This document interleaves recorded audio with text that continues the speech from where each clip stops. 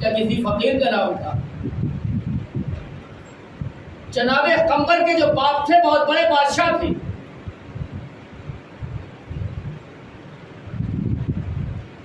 اور جناب قمر کا بچپنا تھا، ان کے باپ کا انتقال ہو جاتا ہے۔ ان کا چچا جس کا نام تھا اشبوس تخت حکومت پر بیٹھا اور حکومت کرنے لگا۔ جناب قمر کا نام پہلے قمر نہیں تھا، یہ تو مولائے کائنات نے عطا کیا ہے۔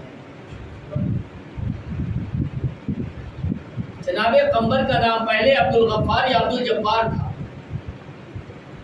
جناب قمر محل میں بڑے ہی ناز و شان و شوکت کے ساتھ بننے لگے۔ جب سینے بلوغ کو پہنچے تو تاریخ بتلاتی ہے کہ اس کے باپ کا ایک مشیر تھا۔ جب وہ سینے بلوغ کو پہنچے تو اس نے کہا قمر اب اپنی حکومت کو اپنے ہاتھ میں لے لو، بالغ ہو چکے ہو۔ کہ ٹھیک ہے جناب قمر ایک دن اپنے چچا کی خدمت میں پہنچے دربار میں، اور پہنچنے کے بعد کہتے چچا جان آپ میری حکومت میرے حوالے کر دیجیے۔ اس کا چچا بھی بہت چالاک تھا، اس نے کہا میں تمہاری حکومت تمہارے حوالے تو کر دوں گا، لیکن ایک شرط ہے۔ کہا وہ کیا؟ کہا مدینے میں ایک وصی رسول رہتا ہے، تم اس کا سر قلم کر کے لے کر کے آؤ تو میں تمہاری حکومت تمہارے حوالے کر دوں گا۔ جناب قمر تلوار چلانے میں بہت زیادہ ماہر انسان تھے، ان کو اپنے تلوار چلانے پر فخر محسوس ہوا کرتا تھا۔ ٹھیک ہے میں اکیلا جاؤں گا سر قلم کر کے لے کر چلا ہوں گا، اس میں کون سی بڑی بات ہے؟ کہا تم اکیلے نہیں جاؤ گا، پھر کہا تمہارے ساتھ ایک لاکھوں لشکر جائے گا، پورا قافلہ جائے گا۔ اشبوس نے ایسا کیوں کہا؟ چونکہ اس سے پہلے اشبوس جناب مولائے کائنات سے شکست کھا چکا تھا، اس لیے اس نے ایسا کہا۔ اب اس کے بعد روایت یہ بتلاتی ہے، تاریخ میں لکھتا ہے کہ اشبوس نے اپنے بیٹے فضل کو اور ایک لشکر کو لے کر کے ساتھ میں بھیجا۔ جب مدینے کی گلیوں میں پہنچے جناب قمر تو ادھر سے کیا دیکھا کہ ایک شخص اپنے کاندھے پر بیلچا رکھے ہوئے لے کر کے چلا آ رہا۔ جناب قمر نے اس سے پوچھا کہ یہ بتاؤ کیا مدینے میں کوئی وصی رسول رہتا ہے؟ کہا ہاں۔ کہا یہ بتاؤ کہ دکھنے میں کیسا لگتا ہے؟ کہا یوں سمجھو کہ بالکل مجھ جیسا ہے۔ جناب قمر کہتے ہیں کہ اگر وہ کچھ جیسا ہے بالکل تو تمہیں سے دو دو ہاتھ ہو جاتے ہیں۔ اب روایت کے جملے ہیں کہ آنے والے شخص نے بیلچے کو کنارے رکھا اور کنارے رکھنے کے بعد بیلچے کو جناب قمر سے پنجے کو ملایا اور ملانے کے بعد اپنے برابر اٹھایا، اور اٹھانے کے بعد آہستہ سے یہ کہہ کر کے زمین پر رکھ دیا کہ آج تک علی کے ہاتھوں سے بچ کر کے کوئی واپس نہیں گیا ہے، لیکن تیرے دل کے اندر سے ایمان کی خوشبو آ رہی ہے۔ تیرے دل کے اندر سے ایمان کی خوشبو آ رہی ہے، ورنہ آج تک علی کے ہاتھوں سے کوئی بچ کر کے واپس نہیں گیا ہے۔ ایک مرتبہ جناب قمر نے دیکھا اور دیکھنے کے بعد کہا کہ آپ ہی وصی رسول ہیں۔ جب وہ سمجھا فوراً مولائے کائنات کے ہاتھ پر اس نے بیعت کر لی۔ فضل نے دیکھا کہ جب سردار نے بیعت کر لی تو میری کیا حقیقت ہے، اس نے بھی آگے بڑھ کر کے بیعت کر لی۔ اب لشکر والوں نے بھی دیکھا جب سردار نے بیعت کر لی تو ہماری کیا حقیقت ہے، پورے لشکر والوں نے بیعت کر لی۔ اب جب بیعت کر لی، کلمہ پڑھ لیا، مسلمان ہو گئے، تاریخ یہ بتلاتی ہے کہ جناب مولائے کائنات اس لاہو لشکر کو لے کر کے رسول اللہ کی خدمت میں پہنچے، اور جیسے ہی پہنچے رسول کو سلام کیا، رسول نے سلام کا جواب دیا۔ جناب رسول خدا کہتے علی میں نے تم کو بھیجا تھا یہودی کے باغ میں مزدوری کرنے کے لیے، یہ آپ کیا لے کر کے آئے ہیں؟ اب صاحب کتاب ایک تاریخ ساز جملہ لکھتے ہیں. صاحب کتاب کہتے ہیں کہ جناب مولا کائنات نے کہا یا رسول اللہ کیا کریں آج اتنی ہی مزدوری ہوئی، آج اتنی ہی مزدوری ہوئی. اور عزیزان محترم پھر جب لے کر کے چلے وہاں پر کچھ دیر وہاں کچھ دن وہاں پر ٹھہرے، اور جب وہاں پر ٹھہرے تو اشبوس نے کہا، تو فضل نے کہا کہ مولا ہم یہاں کب تک ٹھہرتے رہیں گے، ٹھہریں گے، اب ہمیں آپ اجازت دیجیے ہم جائیں. جب وقت 10 دن گزر گیا کہا ٹھیک ہے جاؤ تم. اور جناب قمر سے نہیں کہا تم کی جاؤ، قمر نے کہا میں نہیں جاؤں، منع کر دیا. جب فضل وہاں سے چلنے لگا تو فضل نے سوال کیا تھا کہ مولا میرا باپ بادشاہ ہے، مجھے پتا ہے بادشاہ بہت چالاک ہے، میں بھی بادشاہ کا بیٹا ہوں، جب میں اپنے باپ کی بادشاہت میں جاؤں گا تو مجھے گرفتار ضرور کرواؤں گا. فضل کو اس بات کا علم تھا، مولا اگر میں کسی مصیبت میں گرفتار ہو جاؤں تو کیا کروں؟ کہاں مدینے کا رخ کرنا، 3 مرتبہ یا علی کہنا، میں حاضر ہو جاؤں گا، میں حاضر ہو جاؤں گا. اب تاریخ سے بتاتی ہے، روایت میں ملتا ہے کہ فضل اپنے لاہور لشکر کو لے کر کے وہاں پہ چلا. اب جیسے ہی بادشاہت میں داخل ہونا چاہتا تھا، اشبوس یہ سمجھا کہ شاید فضل وسیع رسول کا سر قلم کر کے لے کر کے آ رہا ہے، ان کے خدمت میں ہیرے اور جواہرات بھیجے. ان کے فوج کے سپاہی لے کر کے گئے. ایک مرتبہ جیسے ہی فضل نے دیکھا کہا تمہیں معلوم نہیں ہے کہ میں ان کے ہاتھ پر بیعت کر کے آ رہا ہوں کہ جس نے دنیا کو 3 مرتبہ طلاق دیا، جس نے دنیا کو 3 مرتبہ طلاق دیا. لمبی تلواریں لے کر کے دربار میں داخل ہو گئے. فضل نے کہا، اشبوس نے کہا کہ بیٹے فضل تھے، کیا تم دربار کے سارے آداب و قوانین بھی بھول گئے؟ اس کے دربار کا یہ اصول تھا کہ جب کوئی دربار میں داخل ہوتا تھا تو ننگی تلواریں لے کر کے جاتا تھا، وہ تلوار کو نیام میں رکھ لیا تھا جب دربار میں داخل ہوتا تھا. لیکن فضل نے کیا کیا تھا، اور ان کے سپاہیوں نے ننگی تلواریں لیے ہوئے، تلوار باہر نکالے ہوئے دربار میں داخل ہو گئے تھے. ایک مرتبہ فضل نے اپنے قافلے والوں سے کہا کہ ذرا باہر نکلو. جیسے ہی باہر نکلے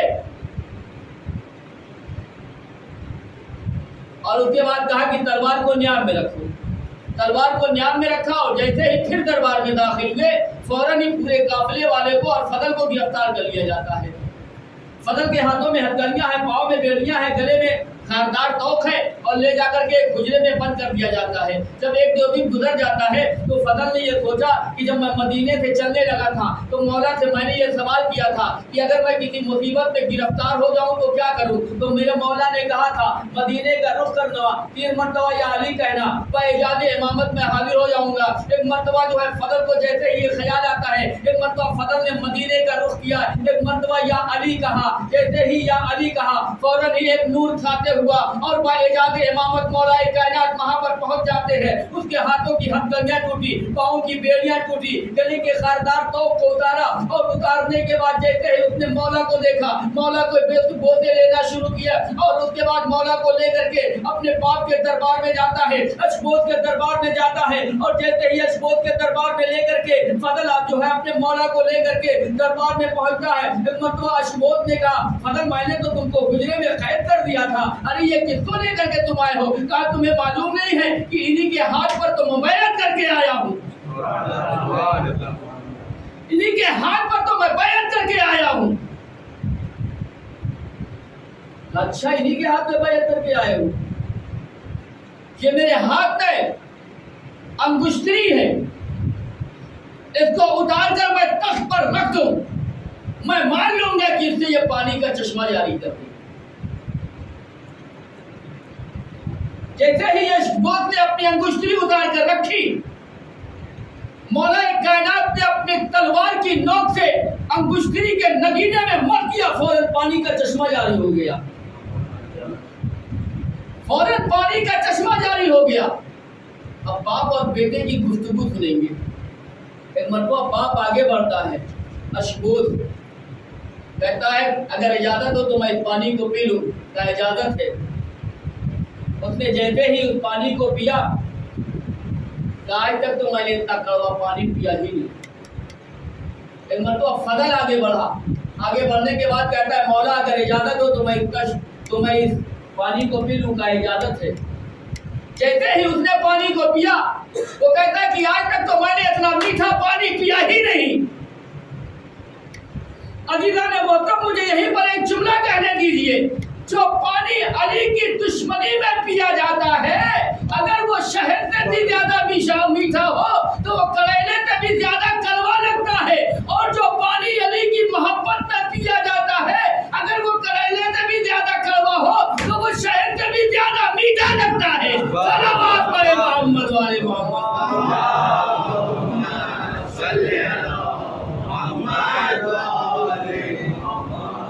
میں نے کچھ معجزات دیکھے ہیں، کچھ کرشمات دیکھے ہیں، پھر جا کر کے لوگ ایمان لائے ہیں، ایسے ہی لوگ ایمان نہیں لے آئے۔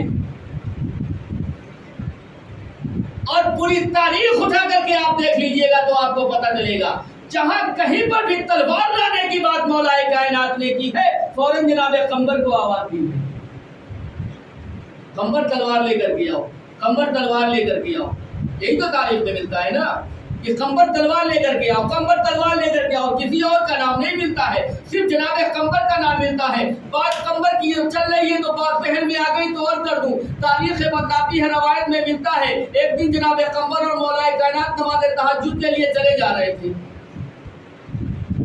نماز تہجد کے لیے چلے جا رہے تھے، راستے میں ایک قاری قرآن بڑی اچھی تلاوت کر رہا تھا۔ جناب قمبر تھوڑی دیر کھڑے ہو جاتے ہیں اور سوچتے ہیں کتنا اچھا ہوتا کہ آج مولا اکیلے نماز تہجد کے لیے چلے جاتے اور میں اس قاری قرآن کی تلاوت سنتا رہتا۔ جناب قمبر ٹھہرے، مولا دو چار دس قدم آگے ہی بڑھے تھے، ایک مرتبہ جو ہے کہتے ہیں قمبر اس قاری قرآن کی تلاوت سے کوئی فائدہ نہیں پہنچا۔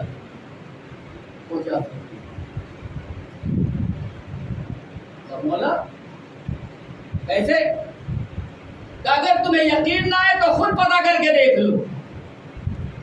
جناب قمبر اس قاری قرآن کے دروازے پر پہنچے، تقبل بات کیا، اور جیسے ہی تقبل بات کیا اس قاری قرآن نے قرآن کو بند کیا، دروازے پر آیا، جناب قمبر نے سلام کیا، قاری قرآن نے سلام کا جواب دیا۔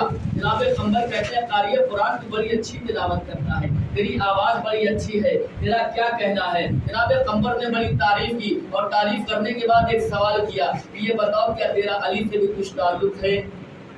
بتاؤ قاری قرآن کہتا ہے جو اچھی آواز ہے مجھے اللہ نے عطا کی ہے، جو اچھی میں تلاوت کرتا ہوں یہ جو ہے میری محنت کی وجہ سے ہے، اس میں علی سے کیا لینا دینا؟ ایک مرتبہ جب جناب قمبر لوٹ کر کے واپس آئے تو جناب مولا کائنات سے سوال کیا کہ مولا آپ نے پہچانا کیسے کہ قاری قرآن کی تلاوت اس کو کوئی فائدہ نہیں پہنچا سکتی؟ تو جناب مولا کائنات کہتے ہیں خدا روز اول جب اپنی وحدانیت کا اقرار لے رہا تھا تو جن جن روحوں نے ہاں کہی تھی ان روحوں کی آواز کو میں پہچانتا ہوں، اس نے بھی ہاں کہی تھی، اور جب خدا روز اول رسول کی رسالت کا اقرار لے رہا تھا تو جن جن روحوں نے ہاں کہی تھی ان روحوں کی آواز کو میں پہچانتا ہوں، اس نے بھی ہاں کہی تھی، لیکن جب خدا میری ولایت کا اقرار لے رہا تھا تو جن جن روحوں نے ہاں کہی تھی ان روحوں کی آواز کو میں پہچانتا ہوں، لیکن یہ خاموش بیٹھا ہوا تھا۔ تو عزیزان محترم، مجھے یہیں پر ایک جملہ کہنے دیجیے، جب علی کی ولایت کے بغیر ایک قاری قرآن کی تلاوت اس کو کوئی فائدہ نہیں پہنچا سکتی تو علی کی ولایت کے بغیر لوگوں کو نماز کیا فائدہ پہنچائے گی؟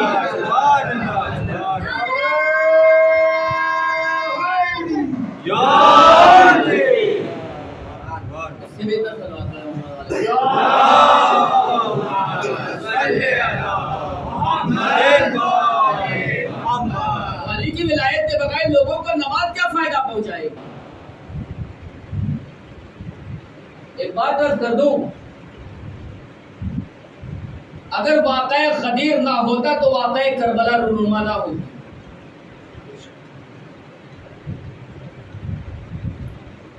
اور انشاءاللہ عشرے کے درمیان باتیں آتی رہیں گی تو میں کرتا رہوں گا.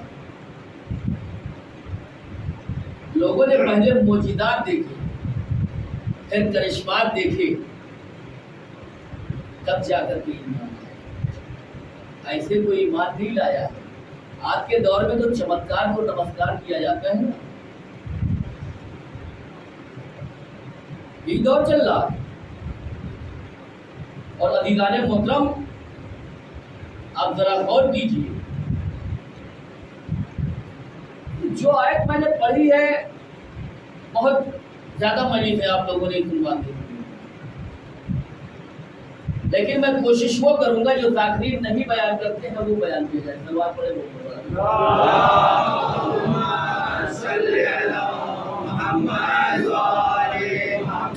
ابھی جب بات آگے بڑھے گی ایک آدھ دو دن کے بعد انشاءاللہ آپ کو بہت مزہ آئے گا، کیونکہ جو میں فضائل پڑھوں گا وہ صرف علی کے فضائل پڑھوں گا انشاءاللہ. ارے جو آیت کو پڑھنے کا شرف حاصل کیا بڑی مشہور آیت ان الدین عند اللہ الاسلام، بے شک اللہ کی نظر میں جو دین ہے وہ اسلام ہے، اور باقی جتنے دین ہیں وہ اللہ کی نظر میں دین نہیں. اس دین کی تبلیغ کرنے کے لیے سب سے پہلے کون آئے؟ جناب آدم. اب جناب آدم کی خلقت دیکھیں. جناب آدم کی خلقت دیکھیں. جناب آدم دنیا میں آئے اور تبلیغ کرنے لگے. ساری باتیں تو سنتے رہتے ہیں، ان کو بہت ہلکے میں بدلونی گزر جاتا ہے. جناب آدم کی خلقت دیکھیں. پروردگار جب جناب آدم کو خلق کرنے لگا، قرآن کی آیت ہے انی جاعل فی الارض خلیفہ، میں روئے زمین پر خلیفہ بنانے والا ہوں. اللہ کہہ رہا میں زمین پر خلیفہ بنانے والا ہوں. آسمان کی بات نہیں کر رہا ہے، زمین کی بات کر رہا ہے. تو جناب آدم کو بنانے کی باری آئی تو اللہ نے ایک فرشتے کو بلایا، اور بڑی تحقیقی چیز انشاءاللہ آپ کے اذان عالیہ کے حوالے کروں. اللہ نے ایک فرشتے کو بلایا اور بلانے کے بعد کہا کہ جاؤ زمین سے مٹی لے کر کے آؤ. ایک فرشتہ آیا، اس نے چاہا کہ زمین سے مٹی اٹھائے. زمین نے فریاد کرنا شروع کیا، رونا شروع کیا، گڑگڑانا شروع کیا، اور فرشتہ واپس چلا جاتا ہے. اللہ نے دوسرے فرشتے کو بھیجا، کہا جاؤ زمین سے مٹی لے کر کے آؤ. دوسرا فرشتہ آیا، اس نے زمین سے مٹی لینا چاہیے. زمین نے رونا شروع کیا، گڑگڑانا شروع کیا، فریاد کرنا شروع کیا. دوسرا فرشتہ بھی واپس چلا گیا. اللہ نے تیسرے فرشتے کو بھیجا جسے دنیا ملک الموت کے نام سے جانتی ہے. وہ زمین پر آیا، اس نے جیسے ہی زمین سے مٹی لینا چاہے فوراً زمین نے رونا شروع کیا، گڑگڑانا شروع کیا، فریاد کرنا شروع کیا. اس نے نہ زمین کا رونا سنا، نہ زمین کا فریاد کرنا سنا، نہ گڑگڑانا سنا. اس نے زمین سے مٹی لی اور لے کر کے چلا گیا. اور اس کے بعد جناب آدم کی خلقت ہوئی اس مٹی سے. اور جب جناب آدم کی خلقت ہوئی تو اللہ نے کہا کہ دیکھو جب میں اس میں اب بھی روح ڈال دوں تو تم لوگ سجدے میں چلے جانا. روح وہاں پر ہوتی ہے جہاں پر جسم ہوتا ہے. اللہ تو جسم و جسمانیت سے مبرہ ہے. اور اللہ کہہ رہا ہے قرآن میں